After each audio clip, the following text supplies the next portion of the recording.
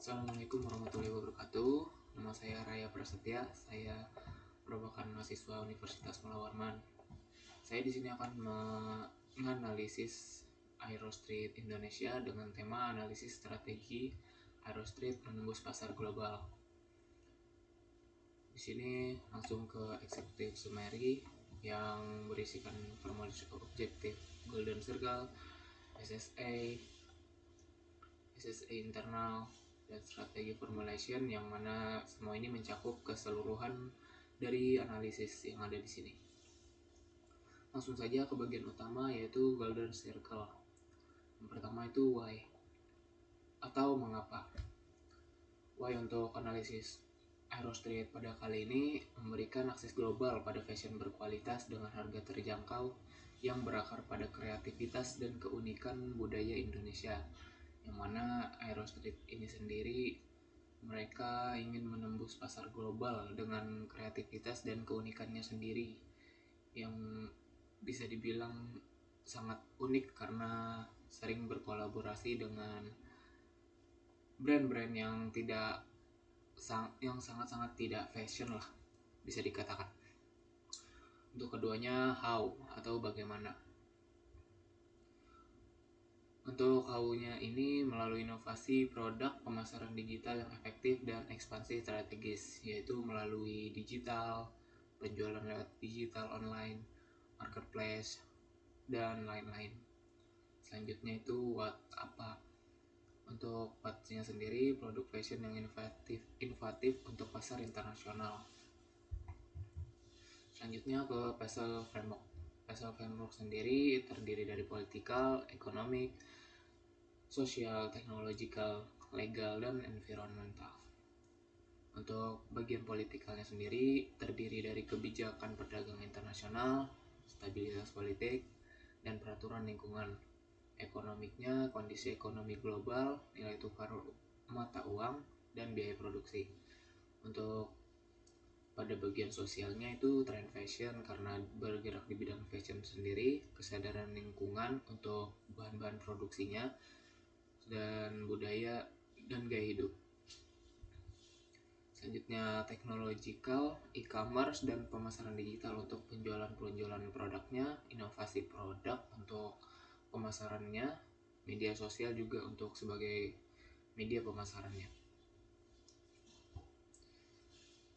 Untuk legalnya ada hak kekayaan intelektual untuk tidak ada plagiasi lah dengan brand-brand lain. Kemudian ada regulasi perdagangan dan undang-undang ketenagakerjaan. Untuk environmentalnya sendiri ada perubahan iklim, kesadaran lingkungan, regulasi lingkungan. Ini semua mencakup terkait bahan baku dari pembuatan produk-produknya. Di sini untuk penjelasan lebih lanjut tentang Basel Framework ada tiap-tiap bagiannya. Ada politikal yang tadi kebijakan perdagangan internasional. Aerostreet perlu memonitor kebijakan ekspor-impor di Indonesia dan negara tujuan ekspor, tarif bea masuk, peraturan perdagangan bebas, dan perjanjian perdagangan internasional dapat memengaruhi biaya dan waktu pengiriman produk fashion. Kedua itu stabilitas politik. Stabilitas politik di Indonesia dan negara-negara tujuan ekspor penting untuk kelancaran operasional bisnis. Ketidakstabilan politik dapat mengganggu supply chain dan distribusi produk. Seperti kayak negara-negara yang rawan peperangan itu sepertinya sulit untuk distribusi produk. Selanjutnya peraturan lingkungan. Regulasi lingkungan yang ketat di berbagai negara menuntut Aerostreet untuk mematuhi standar lingkungan internasional, memastikan produk ramah lingkungan dan berkelanjutan. Selanjutnya pada bagian ekonomi, kondisi ekonomi global. Pertumbuhan atau resesi ekonomi di pasar internasional mempengaruhi daya beli konsumen. Aerostreet perlu menyesuaikan strategi harga dan promosi berdasarkan kondisi ekonomi global. Selanjutnya itu ada nilai tukar mata uang. Fluktuasi nilai tukar dapat mempengaruhi harga produk dan profitabilitas Aerostreet ketika berbisnis di pasar global. Selanjutnya itu biaya produksi, karena biaya produksi, ketersediaan bahan baku lokal dan biaya tenaga kerja di Indonesia mempengaruhi harga akhir produk. Efisiensi dalam biaya produksi dapat membuat produk Aerostreet lebih kompetitif di pasar internasional. Selanjutnya pada bidang sosial ada tren fashion, kesadaran lingkungan, dan budaya dan gaya hidup. Pertama, tren fashion. Mengikuti perubahan tren fashion global sangat penting untuk menjaga relevansi produk Aerostreet di pasar internasional. Aerostreet harus terus memperbarui desain dan koleksi sesuai tren. Selanjutnya, kesadaran lingkungan. Meningkatkan kesadaran konsumen tentang isu lingkungan membuat produk ramah lingkungan lebih diminati. Aerostreet harus menawarkan produk yang berkelanjutan dan ramah lingkungan. Selanjutnya ada budaya dan gaya hidup. Aerostreet dapat menarik minat pasar dengan mengintegrasikan elemen budaya Indonesia yang unik ke dalam desain produk, memberikan keunikan yang tidak dimiliki produk fashion lainnya. Selanjutnya teknologikal atau teknologi. Ada e-commerce, inovasi produk, dan media sosial. Pemanfaatan teknologi digital seperti platform e-commerce dan media sosial penting untuk menjangkau audiens global. Aerostreet harus mengembangkan strategi pemasaran digital yang efektif. Selanjutnya inovasi produk, teknologi dalam pengembangan bahan ramah lingkungan, dan proses produksi yang efisien dapat memberikan Aerostreet keunggulan kompetitif. Pada bagian media sosial sendiri adalah alat yang kuat untuk meningkatkan brand awareness dan engagement dengan pelanggan global. Aerostreet sendiri harus aktif di platform ini untuk membangun komunitas dan loyalitas. Selanjutnya ada legal atau hukum. Hak kekayaan intelektual, regulasi perdagangan, dan undang-undang ketenaga kerjaan. Hak kekayaan intelektual sendiri melindungi desain dan merek dagang di pasar internasional, sangat penting untuk mencegah plagiarisme dan melindungi hak kekayaan intelektual Aerostreet sendiri. Selanjutnya ada regulasi perdagangan. Mematuhi regulasi perdagangan di negara-negara tujuan, termasuk standar kualitas dan keselamatan produk, penting untuk menghindari masalah hukum dan memastikan kelancaran bisnis. Selanjutnya ada undang-undang ketenaga kerjaan, kepatuhan terhadap undang-undang ketenaga kerjaan di Indonesia dan negara tujuan ekspor untuk memastikan kesejahteraan karyawan dan menghindari masalah hukum. Yang terakhir ada environmental atau lingkungan, yang mencakup pada perubahan iklim, kesadaran lingkungan, dan regulasi lingkungan. Perubahan iklim sendiri dapat mempengaruhi ketersediaan bahan baku dan biaya produksi. Aerostreet sendiri perlu beradaptasi dengan menggunakan bahan yang lebih berkelanjutan. Yang kedua ada kesadaran lingkungan. Kesadaran akan pentingnya lingkungan membuat produk ramah lingkungan lebih diminati. Aerostreet harus berkomitmen pada praktik berkelanjutan untuk menarik pelanggan yang peduli lingkungan. Selanjutnya ada regulasi lingkungan. Mematuhi regulasi lingkungan baik lokal maupun internasional untuk mengurangi dampak negatif terhadap lingkungan dan memenuhi harapan konsumen yang sadar lingkungan. Selanjutnya ada market sizing analysis. Untuk market sizing analysis ini bisa dilihat pada chartnya. Pada TAM itu didapatkan senilai sebesar 12,298 miliar dolar. Untuk sahamnya sendiri 7,378 miliar dolar, dan SOM-nya sendiri mendapatkan 73,788 juta dolar. Nah, didapatkan dari mana semua itu?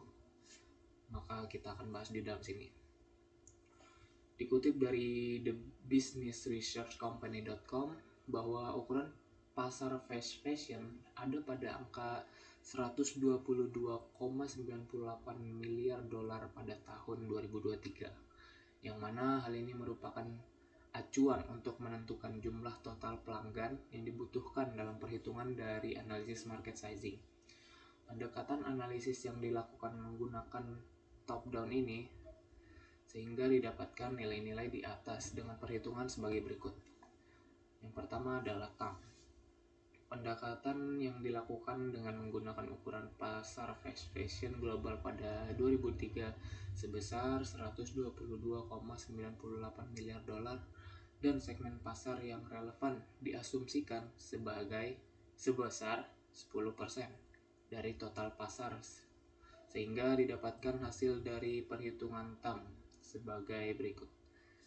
Jadi TAM-nya itu dari total pasar fast fashion dikali dengan asumsi yang bisa didapatkan yang paling relevan, yaitu 10%. Maka didapatkanlah hasil 12,298 miliar dolar. Selanjutnya ada SAM.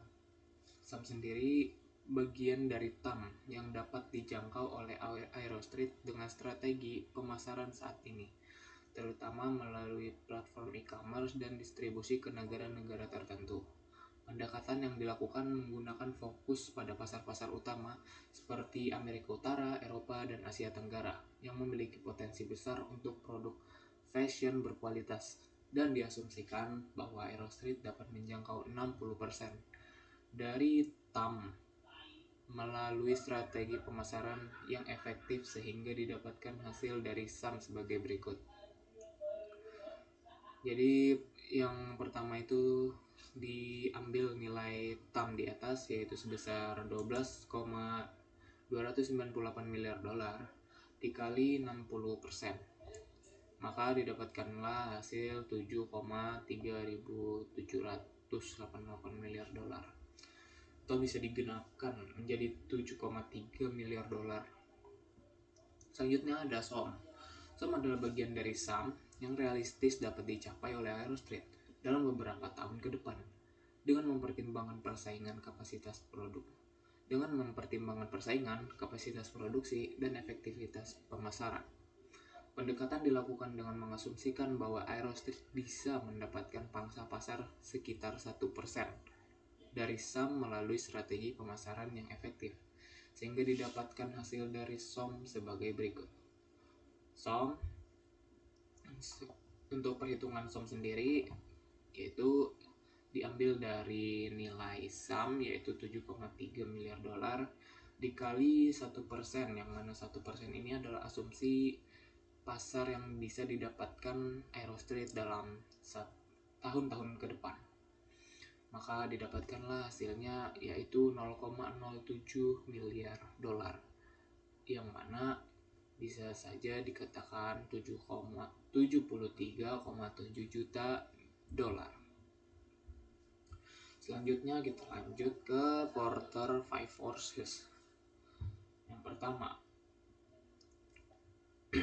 ada Trade of New Entry, yang mana di dalamnya ada hambatan masuk, diferensiasi produk, dan skala ekonomi. Selanjutnya buyer atau customer power, pilihan yang dimana di dalamnya ada pilihan produk dan kesadaran merek. Selanjutnya supplier power, jumlah pemasok, dan spesialisasi bahan baku.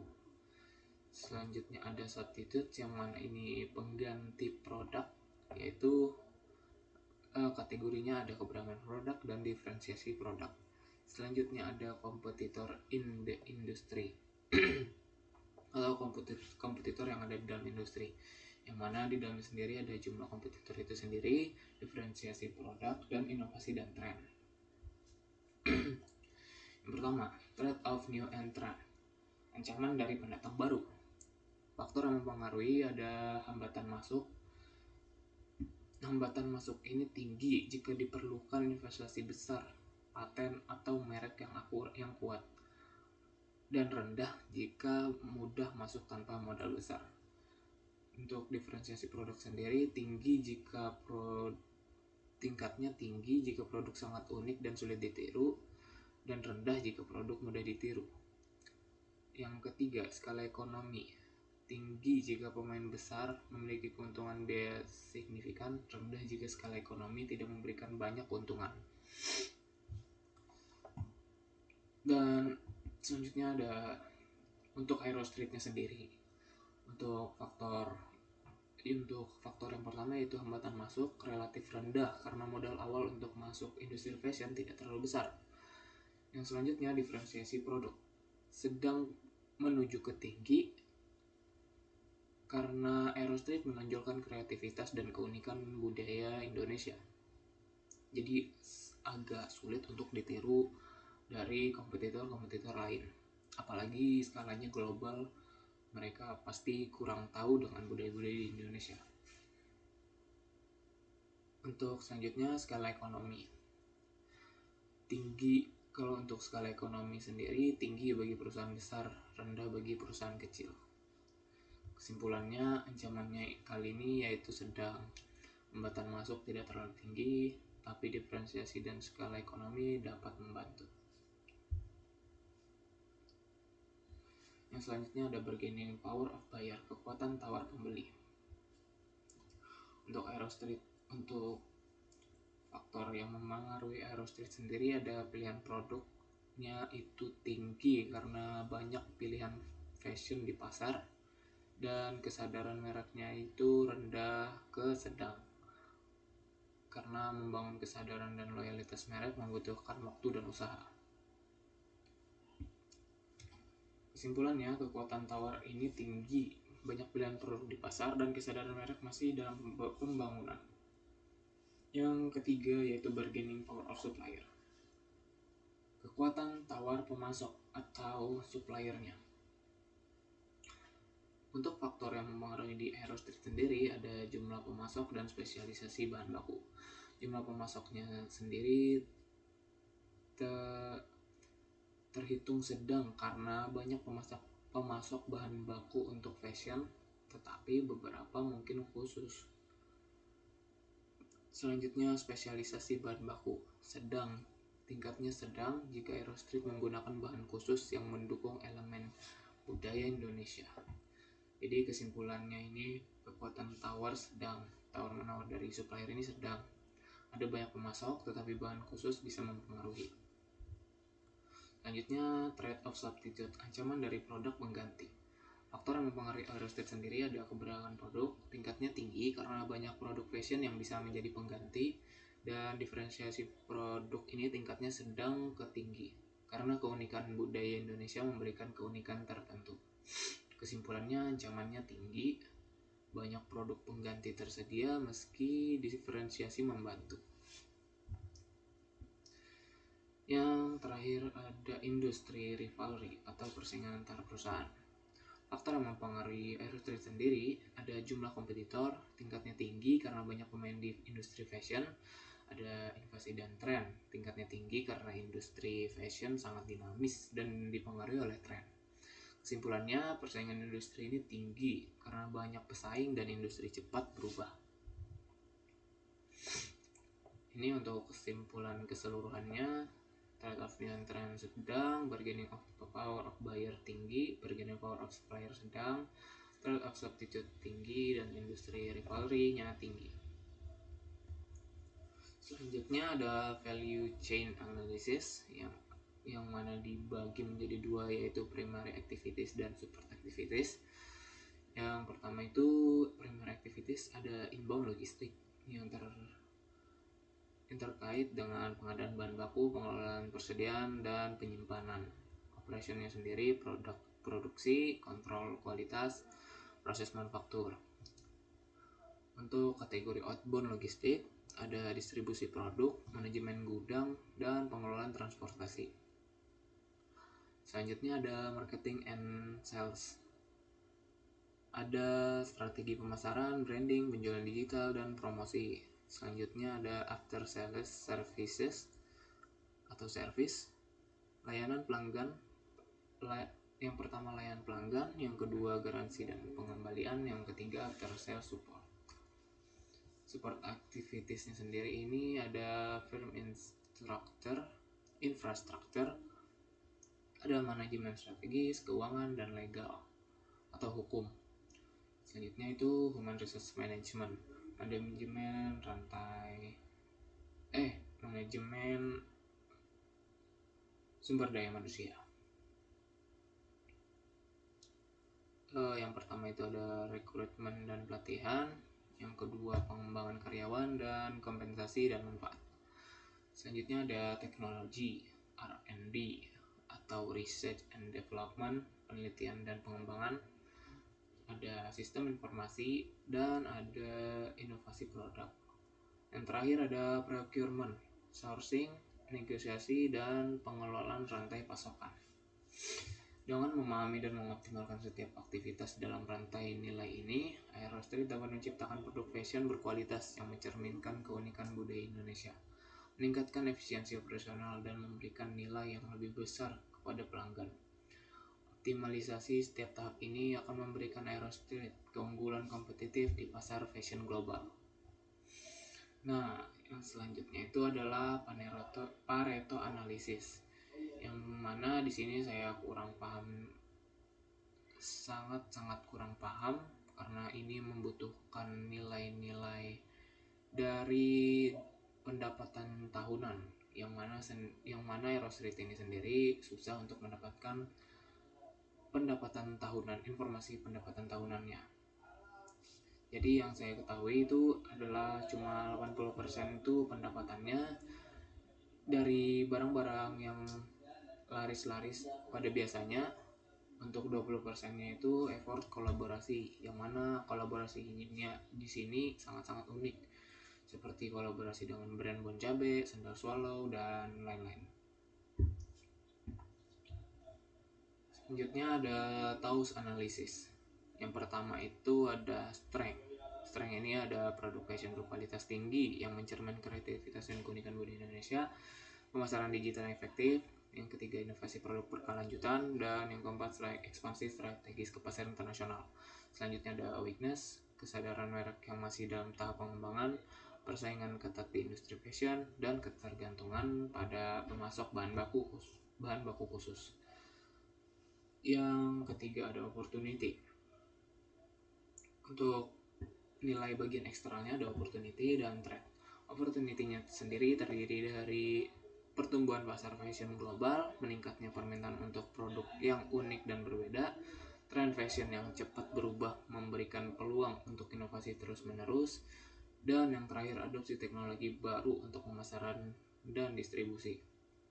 Yang terakhir ada threat, fluktuasi harga bahan baku, perubahan tren fashion yang cepat, kompetisi global yang ketat, dan yang terakhir tantangan logistik dalam ekspansi internasional. Selanjutnya ada strength dan opportunity atau exploit. Yang pertama itu yang mana di sini tuh penggabungan dari strength, kekuatan, dan opportunity, yang terdiri dari memanfaatkan inovasi produk untuk memenuhi permintaan pasar global dan menggunakan keunikan budaya sebagai keunggulan kompetitif. Selanjutnya ada weakness dan opportunity atau assess, yang terdiri dari meningkatkan kesadaran merek melalui pemasaran digital dan diversifikasi sumber bahan baku. Selanjutnya ada strength dan threat atau mitigate. Nah, strength dan threat-nya ini sendiri terdiri dari adaptasi cepat terhadap perubahan tren dan memperkuat distribusi internasional. Selanjutnya ada weakness dan threat atau avoid, yang terdiri dari mengurangi ketergantungan pada tren sementara dan meningkatkan efisiensi operasional. Selanjutnya ada Porter Generic Strategies. Untuk pada bagian competitive advantage ada low cost dan diferensiasi.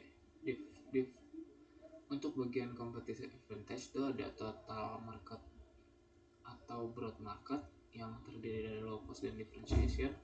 Untuk competitive scope itu ada narrow market, yang terdiri juga dari low cost dan differentiation.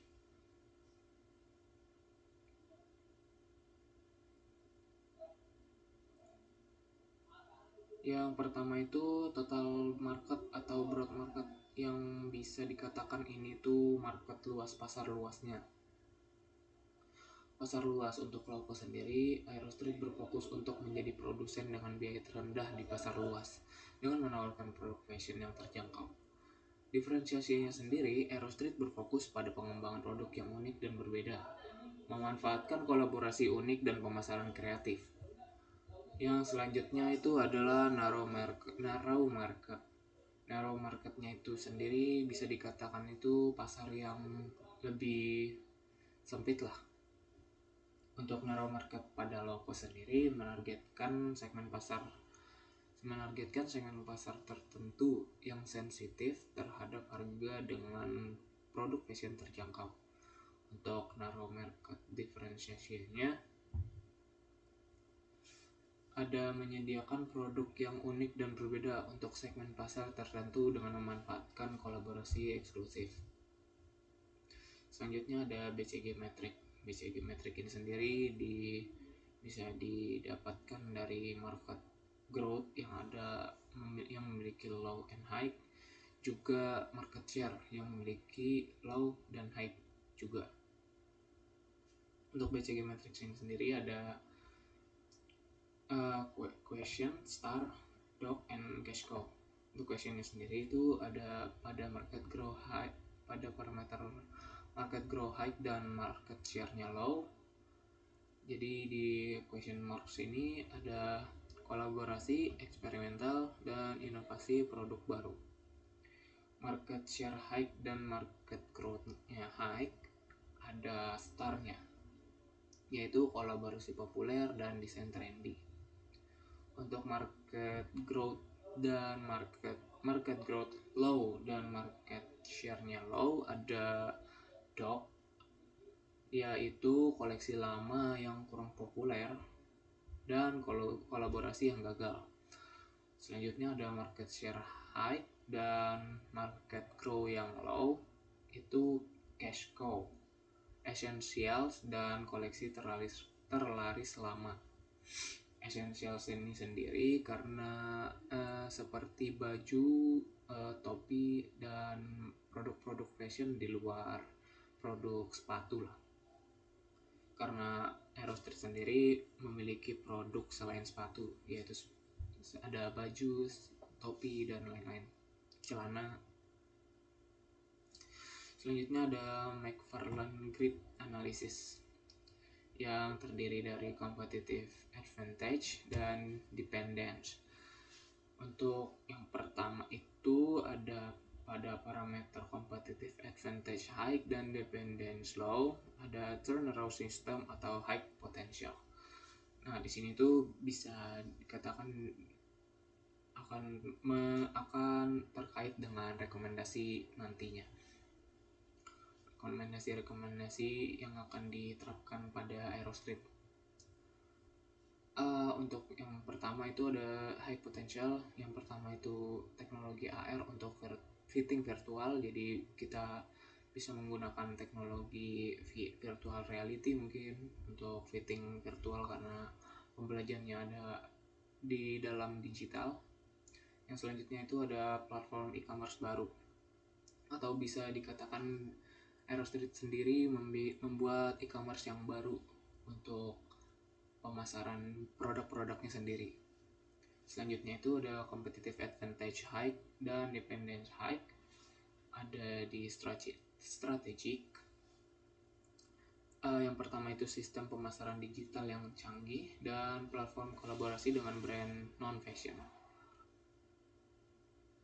Nah, di sini platform kolaborasi dengan brand non-fashion sendiri bisa dikatakan yang kolaborasi dengan brand non-fashion yang unik-unik seperti tadi, seperti Bon Cabe, ada Tolak Angin, Sendal Swallow masih masuk sih fashion.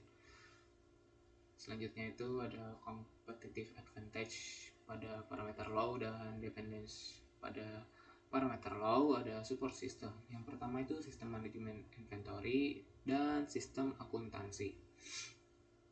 Biar sistem akuntansinya lebih terstruktur lah. Dan ada pendapatan tahunan juga untuk disebar-sebar agar bisa menarik investor-investor lainnya. Selanjutnya ada competitive advantage pada parameter low dan dependence pada parameter high. Yang pertama itu yang mana di dalam situ ada factory system. Yang pertama itu sistem ERP dan Yang kedua itu sistem manajemen rantai pasok. Yang terakhir ada rekomendasi SITI perusahaan 5 tahun ke depan. Nah, yang ini tuh akan terkait dengan McFarlane Grid Analysis. Yang pertama itu pengembangan sistem ERP, Enterprise Resource Planning yang terintegrasi. Pilih penyedia solusi ERP dan platform pemasaran digital yang sesuai, lakukan analisis kebutuhan bisnis dan persiapan data untuk implementasi, dan mulai pelatihan karyawan dan penggunaan sistem secara bertahap. Biar brandnya itu semakin terstruktur lah untuk dikatakan perusahaan. Nah, prioritasnya ini utama karena sangat-sangat penting, yang mana ini akan direkomendasikan untuk diimplementasikan di tahun pertama. Untuk ERP ini sendiri, seperti yang saya sudah katakan, itu terkait dengan McFarlane Grid Analysis yang masuk ke dalam factory sistem ERP.